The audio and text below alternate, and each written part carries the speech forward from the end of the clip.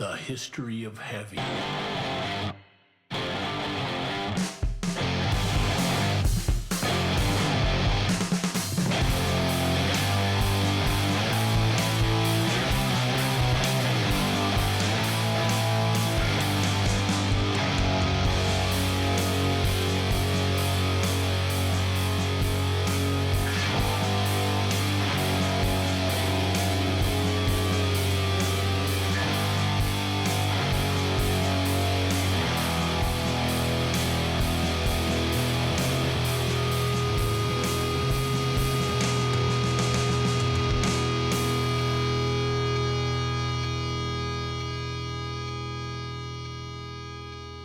Hello and welcome to the umpteenth attempt to record episode 49 of the History of Heavy podcast. For as long as this gear holds together and this technology records us, I am Michael Huntsman. That is Big Daddy Dave Lieberman. We are back from a 3-week hiatus, some of it by design, some of it definitively not by design. Hello, Dave. How are you? Hello, Mike. I'm doing well. How are you? I'm good. This podcasting thing is supposed to be fun and kind of easy. It's been everything but in recent weeks. Yeah, and I think that just like technology does, we were lulled into a false sense of security. We had taken it for granted, and our technology overlords gave us the smackdown. Yeah, it has been trying to say the least, but we are back up and running. The audio quality, I think, might be a little bit different today. The video quality is nothing specifically to speak of, but we are here to talk about a genre we have not touched on yet, which I am very excited to get to. But first, we need to talk about a year that we have yet to talk about, and that is 1974. Dave, we are going to talk about 3 songs, all told, covering 1974. The number of songs we do per year varies based just on the number of songs that we find compelled to talk about in a given year or artists that we haven't covered yet. This will be the first of those 3 episodes. And as always, when we kick off a new year, you generally have some really good stuff in your cultural corner that tells us about the general happenings of the year. So I will hand it to you, my friend, and tell us what you have for us today. Dave's Control. Well, today in Dave's Cultural Corner, we're going to have a little modified cultural corner. We're not going to go through the highlights of the year. As I was looking through the year, there wasn't a whole lot of compelling things. I'm sure there's lots of very important things that happened in 1974. Weren't a ton of compelling things. One thing I found that was amusing to me is this article by grunge.com. 1974 flopped harder than any other year in classic rock history. So I'm going to send you a link to this. You can post that for our listeners to catch up with. I just thought that was an interesting way to start off the chat. That is interesting. What is the context of that? Just how a lot of the big bands had sort of peaked by then, and then there were bigger bands to come later, but 74 wasn't really their year to shine. That's interesting. You know, we've covered some heavy hitters to date, but those artists, specifically in hard rock, that I would define as the 70s decade defining hard rock acts, with the exception really of Alice Cooper, we haven't gotten to them yet. We are really going to get into them in some upcoming episodes. A big one is happening next week. But some of those bigger artists that you associate with 1970s hard rock, we're not going to talk about them in 1974, and we won't get into them until 75 or 76. True, but that's a great lead-in to what I wanted to talk about for the cultural corner to set the stage. I wanted to talk about a few music things that were happening in 1974. So, first of all, the Grammys Record of the Year, producer John Farrar and Olivia Newton-John for I Honestly Love You. Album of the year, Stevie Wonder for Fulfillingness's first finale. Say that 5 times. Great album. Song of the year, Alan and Marilyn Bergman and Marvin Hamlish, songwriters for The Way We Were, performed by Barbra Streisand. And best new artist, Marvin Hamlish. I've never heard of Marvin Hamlish. Really? Maybe I have, but don't know that I have, but I don't know him. You do definitively, yeah. All right. April 6th, Swedish pop group ABBA's song Waterloo wins the 1974 Eurovision Song Contest in Brighton, England, UK. And April 6th, the first California Jam Festival takes place at the Ontario Motor Speedway in Ontario, California, co-headlined by Deep Purple and Emerson, Lake and Palmer. This festival also featured our favorite Brummies, Black Sabbath. The festival set what were then records for the loudest amplification system ever installed, the highest paid attendance, and the highest gross in history. 1974, high watermark, California Jam. Now, what I'd like to do is run through a list of some records that came out, some heavy records that came out in that year. So, which sort of contradicts this article, which is why I find, everybody's got an opinion. We're going to talk about a song tonight, and we're going to have some opinions. So I also feel like this was a great way to start off that chat. Not credited with a particular month, but one album that came out that year was Lucifer's Friend, album Banquet. In February, Deep Purple comes out with Burn. Kiss was Kiss.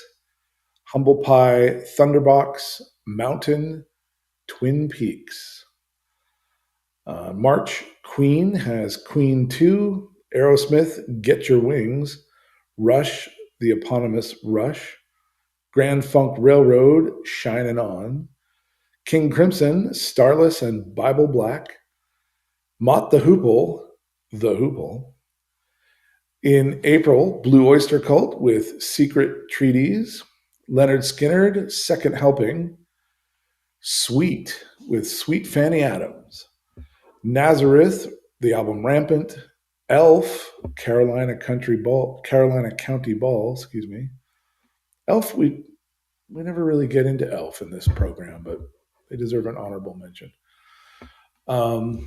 In May, Budgie, In for the Kill, Bad Company, the eponymous album. UFO, Phenomenon. In June, Buffalo, Only Want You for Your Body. Uriah Heep, Wonderworld. July, James Gang comes out with Miami. Mountain with another called Avalanche. Steppenwolf, Slow Flux, that's in August. September, Hawkwind, Hall of the Mountain Grill. Judas Priest, Rockarola. In October, our friends King Crimson again are on the boards with Red. Montrose with Paper Money. Jethro Tull, War Child. And Kiss, again, Hotter Than Hell. So that's like 3 bands that come out with 2 albums. In November, the Scorpions with Fly to the Rainbow. Queen again with Sheer Heart Attack. Deep Purple again with Stormbringer. Thin Lizzy for Nightlife. Sweet again with Desolation Boulevard. And Wishbone Ash for There's the Rub. And then in December, Grand Funk Railroad again, All the Girls in the World Beware. So we have 10 bands that have come out with more than one album, or 8 bands that have come out with more than one album that year. I don't know if you can really call it a flop. Great names, huge names. Well, and debut, just from that list you just read, debut albums from Kiss, from UFO, from Aerosmith, from Rush. Some big, really important bands have entered the chat at this point. So, an important year in a lot of ways. About half of those bands we have either talked about already or will talk about. Some big ones in there for sure. Huge. So I thought that would be a fun way to start this conversation. That is a great way to start this conversation. And as we like to really test the pliability of the term heavy, the band and the genre that we are talking about tonight is pretty far removed from everybody on the list that you just mentioned, but I think is absolutely just as applicable and as interesting to our conversation. Tonight, we are going to talk about Krautrock. Is a broad genre of experimental rock that developed in West Germany in the 1960s and early 1970s. Here we are in the early 1970s. Artists of the genre blended elements of psychedelic rock, avant-garde composition, and electronic music using hypnotic rhythms, extended improvisation, and early synthesizers while avoiding hard rock's bombast or prog's showy musicianship. The genre generally moved away from the rhythm and blues roots and song structure found in traditional rock music, leaning into the expansive energy of art rock and favoring a droning and pulsating sound owing more to the avant-garde than to rock and roll. The term krautrock was popularized by British music journalists as a pejorative umbrella label for the diverse German scene. And although many such artists disliked the term, it subsequently fell into standard use. The movement was partly born out of the radical student protests of 1968, as German youth rebelled against their country's legacy of World War II and sought a more popular music distinct from German tradition and American pop music. The genre and associated acts contributed heavily to the development of future genres, including ambient, techno, post-rock, new age, and post-punk. Prominent groups associated with the krautrock scene include Neu!, Can, Tangerine Dream, Kraftwerk, Cluster, Papa Vol, Amandul 2, Klaus Schulze, and Harmonia. That list, Dave, includes some of my favorite and most listened to bands of all time, but tonight we are talking about Faust. Primarily for two reasons. One, they actually have a song called Krautrock, which we will be talking about tonight. And two, that song is sonically heavier than a lot of songs in the broader Krautrock canon. So a little bit about Faust. Faust were formed in Hamburg, Germany in 1971 by producer and former music journalist Uwe Nettelbeck. The group's original lineup was composed of Uwe and 6 other like-minded Germans whose names are increasingly difficult to pronounce. Their sound was oriented around dissonance, improvisation, and experimental electronic approaches that would ultimately prove a massive influence on the subsequent ambient and industrial genres. Faust signed a record contract with Polydor Records shortly after forming and released their self-titled debut later that same year. The album sold poorly but received critical acclaim for its innovative approach and quickly established a devoted fan base. In 1972, they released their second, slightly more accessible album called So Far, and became one of the premier bands of the genre that would eventually be known as Krautrock. After the release of So Far, Faust became one of the first acts to sign to Richard Branson's Virgin Records, who embarked on a marketing campaign aimed specifically at introducing Faust to British music buyers. Their third release, The Faust Tapes, was a cut-and-paste album which spliced together a large number of bits and pieces from their extensive collection of private recordings not originally intended for release. Virgin issued it at the price of a then single, which was 48 pence, reportedly sold over 100,000 copies, but its low price tag rendered it ineligible for a chart placing.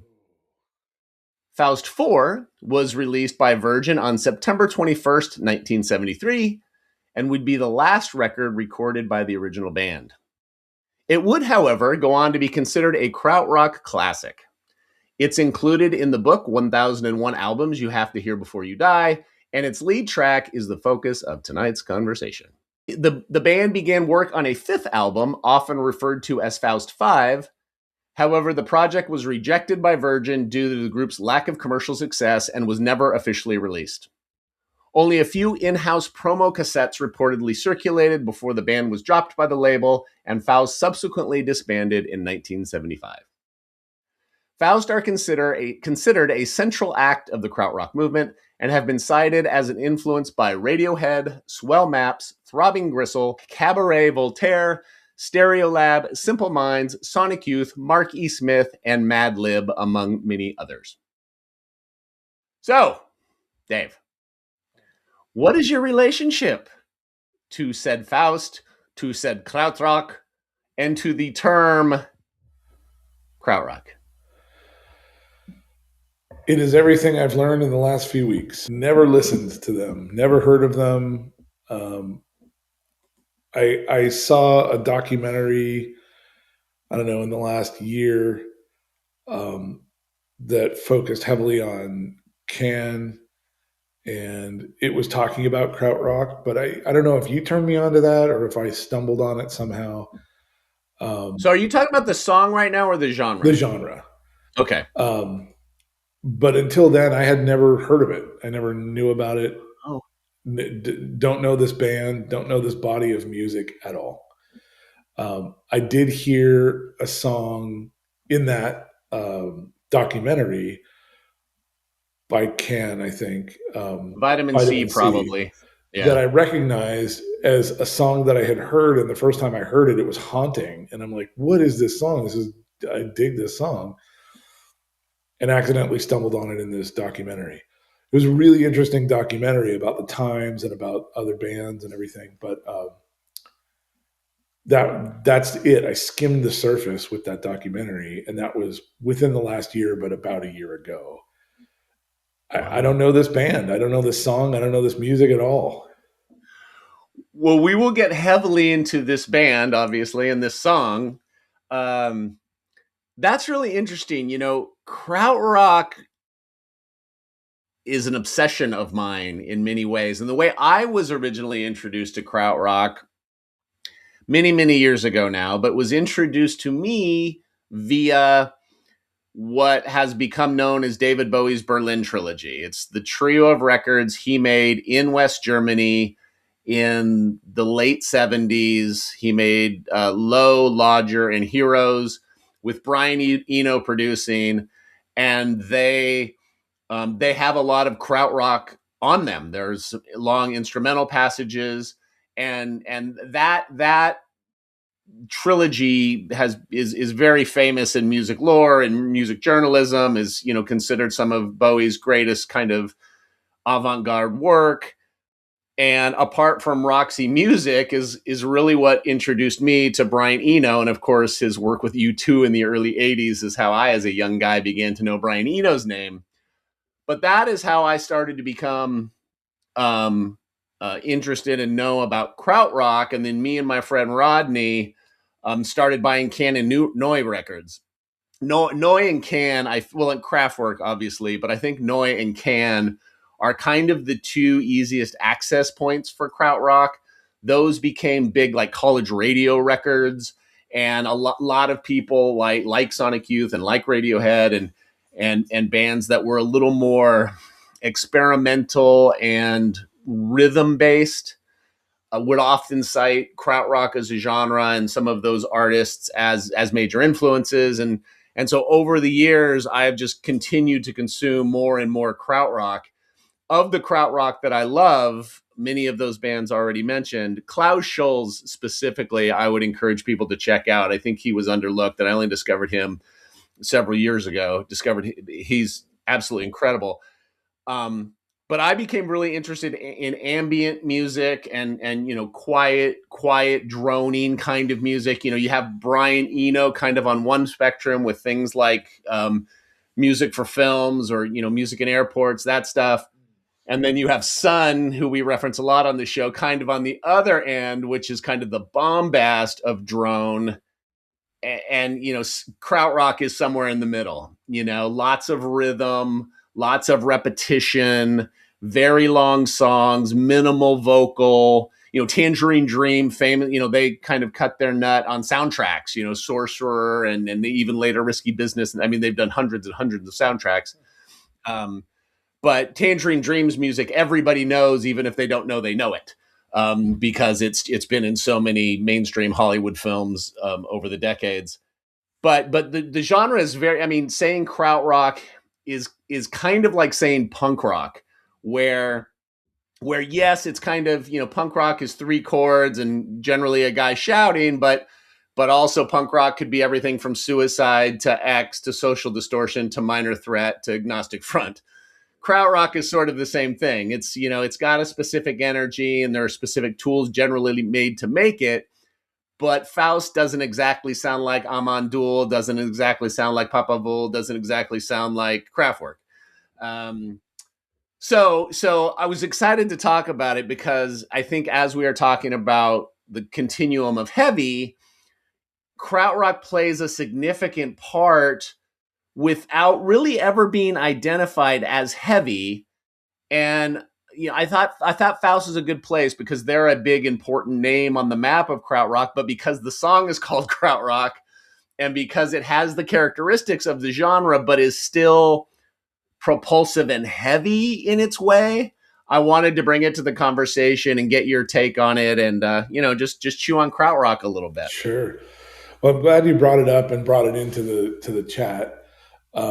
As you were mentioning that litany of bands, I forgot that I'm a big Kraftwerk fan, and of course they fit in this genre and are part of this genre. But as you just explained, they're at a different end of the spectrum than this body of music, and so it's very interesting to recognize. Oh yeah, I actually have touched this this genre before. Sure. And Brian Eno, you mentioned, did a great the background for this video game I had on a iMac a long time ago called Spore. That was just I remember that game. I think it's for kids really, but it's a really interesting evolution game where you go from an amoeba to an evolved life form. But as the game evolves, the music evolves, and I thought that was so not only very clever but very Brian Eno, and is a great example of is a great example of this Krautrock genre because it's so experimental and because it's so evolution based, right? It keeps moving and growing. Well, it's interesting. Neither Brian Eno nor David Bowie are German, but Right. they were taking from this movie, and just like David Bowie always did, he always was borrowing things that, whether it was glam rock or post rock or disco or blue-eyed soul or later industrial when he connected with Trent Reznor and all that stuff, Bowie was always, his stuff with Iggy Pop, he was always touching on what the latest interesting, heavy, cool thing was. And, ahead of most of us on Krautrock. And it's just interesting to me that those two Brits, introduced this American kid, and I think a lot of American kids, to this very decidedly German form. And I think the idea of its genesis coming as a youth kind of resistance to the Third Reich that they had just lived through, and this was their underground movement that was kicking against what the government had supported. It's like it's fucking punk rock, Right, it was done with keyboards and with a different energy and a different intent, but similar sensibility that created music. Punk rock is less a form of music and more a stream of consciousness, and so this could be just punk rock based on that origin. It went into some detail about post-war Germany and kids growing up with that legacy and like how that directly played into this music. For sure. And I think comparing it to punk is really interesting because if you think of punk as being a Western, it's, depending on whether you think that punk started with the Stooges and Ramones or it started with the Sex Pistols and the Clash, either way, it's either an American invention or it's a British invention. Either way, both of those cultures were expressing a pent-up emotion and anger under this umbrella called punk rock.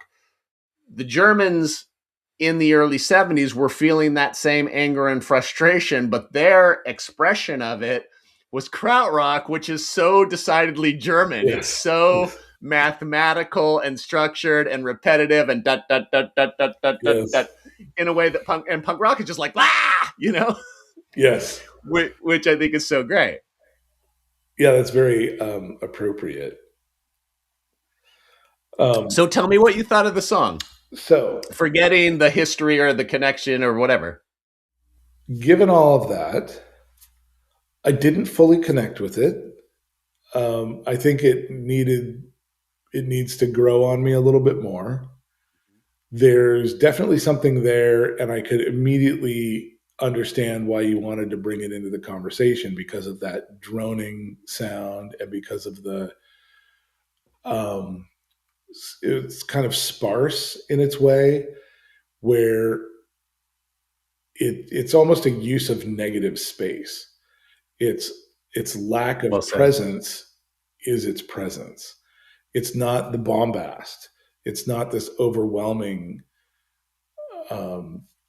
assault on your senses. It's much more subtle, and by leaving that room, it lets you kind of, you know how Hitchcock does this, right? You don't exactly see what you think you see, and because you imagine it, it's bigger than it would be if he showed it. And so I feel like there's that sense of bigness that isn't being developed, but it's being intimated, and so you bring it. So I thought that was an interesting. I was left with that sort of a feeling after listening to the song a couple times. But the droning kind of repetition helps with that, I think, because it keeps your senses busy enough to let a little bit of it go. I find this sort of the case when I'm riding my motorcycle is my hands, both hands and both feet are busy. And so my motor functions are a little bit occupied, but in kind of a sub level. And so my mind can wander and I can think about things and kind of, I find it very meditative sometimes, or I just sort of work things out. And I'm not consciously thinking of something. It's just that enough of my motor functions are busy that my mind is a little bit more free, and I solve problems. I come up with things. I have realizations of those kind of self-aware moments where it's very obvious probably to the rest of the world, but you don't see it because you live your life so close to yourself. And it's those moments where I can get enough distance to be able to see myself as clearly as others do. And like, it hits me like a ton of bricks. And so I felt sort of that way about this song. Like there was those tasting notes. Really well said. I'm glad you brought up Hitchcock. I'm gonna turn what you said on its head a little bit in reference to Hitchcock in a second. But what you just said, I think, is the power of this music and why I've been so drawn to the genre for many years now. And that is, there is something about it's like sitting in a bath that's too hot and you can't stand it and you can't stand it and you can't stand it until you're comfortable. And there is something about the repetition where it kind of lulls you to sleep, and then it starts to become almost annoying in its repetition, and then somehow you're soothed by it as it continues. Yeah.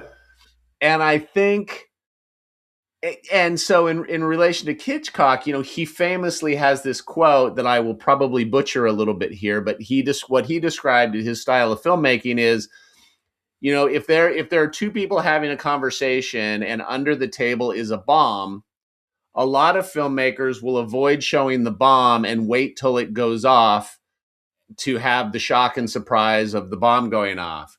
But what he liked to do was show the audience the bomb. So while those two people were having a conversation, they were tense, waiting for the bomb to go off. And that's what I like so much about this song and so much of Krautrock is you're kind of waiting for the bomb to go off. And we've been trained through, specifically, EDM or big beat music where there is a drop or there's a breakdown in a hardcore song. You're waiting for that explosion. And in Krautrock, it almost never comes. Right. Right. And there is something about that I love. There is something there's so many of the songs. I mean, I have a Krautrock playlist that has songs on it that are 40 minutes long. This song is almost 11 minutes long. So the songs are long, but as kind of some of the preamble that I gave, it talks about kicking against the virtuosity of prog rock. Krautrock never has 10 or 15 changes in their 10-minute song, one or two, a la, Sleep or Earth or some drone metal bands later. And I think that's where this song and this music starts to become really interesting is, when we talk later about Swans, or we talk about Ministry, or we talk about Skinny Puppy, all of those bands are borrowing things from what the Krautrock scene was doing, and that repetition and that sort of continuous groove that just goes on and on and on and on. And depending on how many electric guitars you add here, or hip hop vocals on top there, or whatever, choose your flavor of heavy.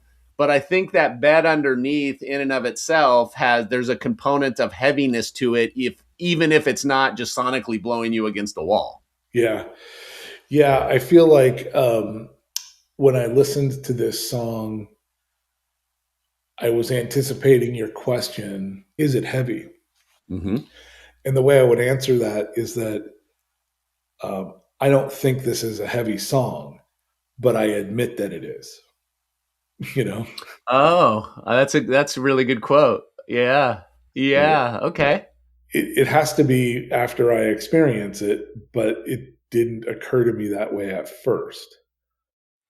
Well, it's interesting because, if you think about Alice Coltrane or Captain Beefheart, or even John Coltrane, some of the things we've talked about before, I do think Faust fits kind of snugly into that stuff. The Krautrock, the song Krautrock, is heavy in some of the same ways that Journey to Jananda is heavy. I'll butcher that song title every time I say it.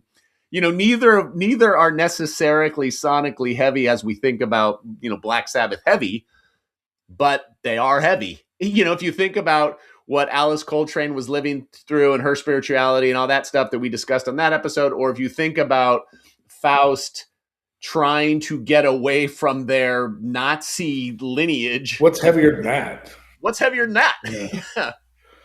Yeah, for sure. Yeah, so if it doesn't have this sonic heaviness, it carries a weight regardless. And after the end of the song, you're left exhausted by carrying that weight.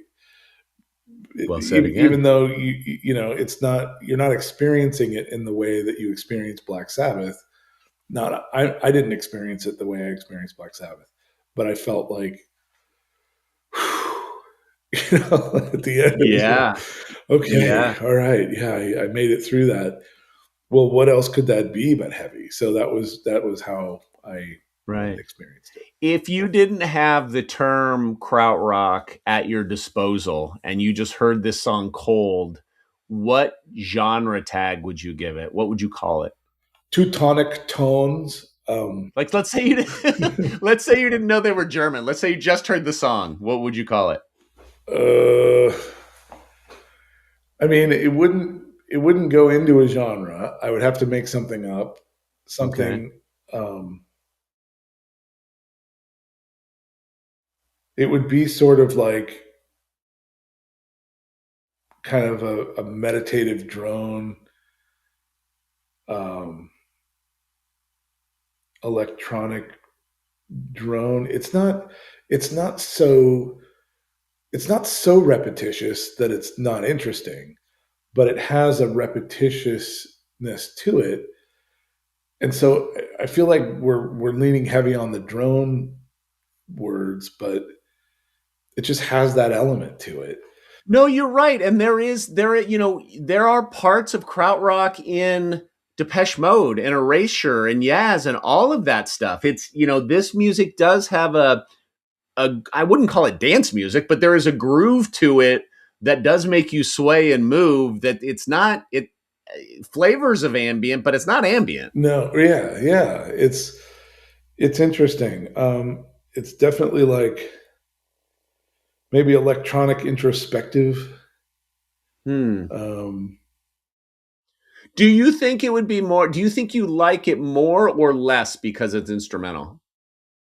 Probably more. I don't know what kind of lyrics would enhance Yeah, I feel the this same. experience for me. It actually uh, does best without words.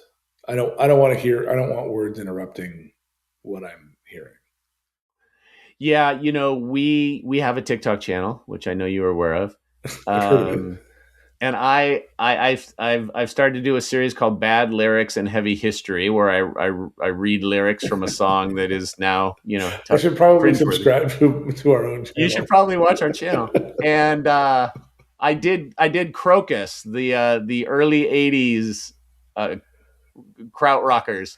Not Krautrock by any means, Oh, but the basically Crocus was an AC/DC ripoff band, sure. and the song "Long Stick Goes Boom" is the song that I quote in that video. Please go check it out. But the lyrics in the translation, not unlike our beloved Scorpions, pretty rough, Yeah, pretty rough. So if this song, and there's a lot of krautrock that does have lyrics. I mean, sure. Can has a lot of lyrics. Like Yeah. it's not all instrumental by any means, but But you got to be you know, careful. like cans, that was part of the stuff that they talked about in the documentary. How the singer from Can was just like some Japanese dude walking down the That's right. street. That they're like, Yeah. "Hey, you want to sing in a show right now?" And he's like, "I'm really high." And Yeah, can't just had if great anybody. chemistry because it was that random, but also that stream of consciousness of being very experimental and evolutionary and artistic and avant-garde. Um, Yeah, and that is something very cool about Can. Well, a lot of these bands was they pulled this guy in. They're like, you do whatever you're going to do. We're doing this thing over here, and we'll see what comes out. And when you watch old footage of Can, he's completely mesmerizing. Totally.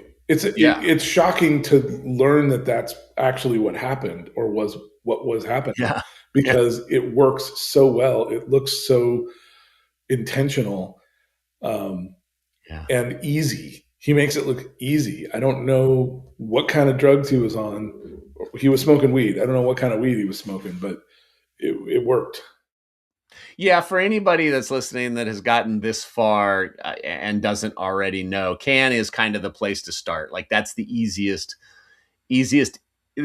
Can or Noi are the two easiest points to me to start with krautrock, and then there's a massive branch, and you can go in a lot of different directions. I But mean, Kraftwerk is pretty commercial. Like you can jump right in yeah, head first. yeah, Kraftwerk almost there. And But they're again, more I like mean, synth pop. Like they have yeah, a I don't even. I mean, they are considered part of, yeah, but it's like calling Green Day a punk band, kind of like. Yeah, good analogy. Yes, but yes. really, I love Kraftwerk, but you know, It's more um, the pop punk of yeah, Krautrock, yeah. kraut Um, pop. what else, Dave? What else? What else on Faust or Kraftwerk or Can or Noy or Klaus Scholz or Abamdul or any of them? You know, once again, we have cracked open a door into a concert hall of experience that I have yet to experience. Yeah. So uh, life is too short for these moments, but now I have a lot of work to do. Yeah, it's a very fun and easy deep dive. I find myself listening to I keep saying Kraftwerk, Krautrock more than a lot of genres just in my day to day life because it's so easy to play in the background. So I have a number of Krautrock playlists that will just be playing, Yeah. as I'm, doing email or working or whatever, because it's you're not distracted because it's just hums kind of. Yep. Um, It takes up the silence of empty space, but it doesn't overwhelm you with an attention grabbing sound that you have to focus on or pay it. You know, it doesn't bring you out of where you are. Yeah, and it's that interesting kind of music where it works perfectly fine in the background, but it's also very interesting and comforting almost to listen to with headphones. Like there's a lot going on there that isn't obvious. And again, I think you're hearing some of it in the repetition and whatever. But to me, it's pretty interesting. It definitely feels, art rock is a term appropriately applied to krautrock, I think. Yeah, I feel that way. That this documentary very much so kind of framed it that way. Yeah. Okay. Well, that is our krautrock episode. I'm glad we did it. I'm glad you listened. I hope some folks go out there and deep dive because there is a lot of great music. Before we wrap it up, though, of course, we need to do Song v Song, where we pit the current episode's topic against our previous champion. Our current champion is still shared back from episode 46. It is James Brown's The Payback, a longtime favorite of each of ours. Dave, how does Faust do against the Godfather of Soul? Man, it's tough. It's tough to go up against James Brown. He's going to hit it and quit, and he is going to remain my favorite, my winner, my champion. Yeah, he is the hardest working man in showbiz, so he's going to work at least another episode for me as well. He will move even on. Given your love for krautrock that you just espoused, I'm a little bit surprised. Honestly, it's funny. I like Faust a lot. Krautrock, the song, isn't one of my favorite krautrock songs. It just felt like the appropriate song to talk about on this episode. I like it. It's great. Yeah. But it ain't The Payback. The Payback is special in all kinds of ways. Go back and listen to episode 46 and you can hear all of the ways that we think The Payback is special. Next week, we're going to get emotional though, Dave. Next week, we are going to talk about one of those 1974 albums that you mentioned at the top. Next week, we are going to talk about the song Watching You, which comes from a little rock and roll band called Kiss and their second LP, Hotter Than Hell, released in said year of 1974. Dave, we're getting into the hard rock that we've always dreamed about. The next few episodes, we're really digging in. Yes, we are. And I can't wait to hear you gush about Kiss and your personal relationship with them because that's a lot of fun. It's a lot of fun to hear and live through you. Well, thanks. I've gushed plenty about Kiss already on the non-Kiss episodes, so this will be a banger next week. And I picked a song that I love, but I'm not sure everybody is deeply familiar with. So I think that will be a fun conversation. So that means, Dave, next week when we talk about Kisses Hotter Than Hell will be our true 1974 episode, which is why you chose not to talk about 1974. Because to me, if it's krautrock and you're in West Germany, June of 1973 is effectively 1974. I mean, it's the time difference. Right? It's the time. It's the world clock. Right. It's the old phrase, it's 1974 somewhere. All right. Nobody fact check this. Just assume that Faust 4 came out in 1974 and we'll move along. Faust 4, 74. It's got a ring to it. Next week is Kiss. The week after that is Foghat. The week after that is AC/DC. I mean, we're going to be more 70s than that. That's that lineup what right could there. Be more 70s than that? Concert right there. Follow that. Yeah, that's a California jam right there. Right there. Follow along on our Spotify playlist, the History of Heavy playlist. You can see all of our previous episodes here, all of our previous episode songs and everything is coming up. You can follow along. You can make suggestions, yada, yada. Next week is Kiss. Let's do it. Let's do it. All right, man. As always, thank you guys for listening. We're glad to be back. Some of these snafus, we hope to be cleaned up next week, but after 49 episodes, who knows? This is what you get, baby. Stay heavy. Okay, thank you. Bye.